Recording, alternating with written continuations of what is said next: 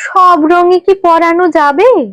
লাল নীল বাদ, সবুজ বাদ, কমলা হলুদ, ও মা, ওতে যে বেশি কালো দেখাবে। নমস্কার, আমি অনন্যা। আজকে আমার নিবেদন রূপা বিশ্বাসের কলমে মেয়ের রং কালো।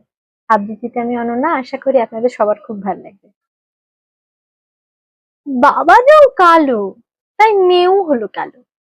বাপ গড়নে মেয়ে ভালো, তবু গায়ের রং যে কালো।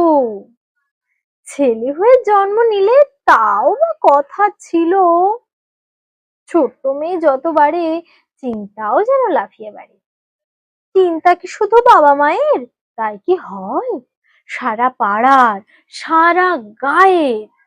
কত উপমা নামের আগে তারা বসিয়ে ভাবে শ্যামলা নাকি কাঁচ কাঁচ রং, কোনটা বললে কালো কমবে।